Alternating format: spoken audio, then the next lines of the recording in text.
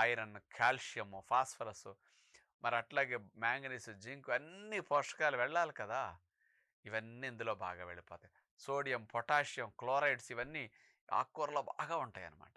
2 ఆకుకూరలేసేస్తారు cut చేసేసేసి. ఇక దీంతో పాటు వెజిటబుల్ మొక్కల్లో క్యారెట్ మొక్కలు చిన్న కట్ చేసి వేసుకోండి. బీట్రూట్ మొక్కలు కొన్ని. అన్ని ఇన్నెన్ని. ఒక్క క్యారెట్, అంత బీట్రూట్ మొక్క. చిలకడ దుంప చిన్నదుంటే అన్ని మొక్కలు. చిలకడ దుంప వేస్తే ఆ చప్పదనం పోతుందనమాట. చిలకడ దుంప మొక్కలు కంపల్సరీ వేసుకోండి ఇట్లా. దీంతో పాటు బీన్స్ మొక్కలు కొన్ని, క్యాప్సికమ్ మొక్కలు, అట్లాగే దీంతో పాటు మనకి ఇంకేదైనా కూరగాయ మొక్కలుంటే అలాంటి ఇంకేమన్నా మీకు వీలు ఉంటే సొరకాయ, పొట్లకాయ, దోసకాయ, బీరకాయ మొక్కలుంటే అవి కూడా కట్ చేసుకోండి. 5, 6 రకాల వెజిటబుల్ మొక్కలేసుకుంటే చాలు మనం.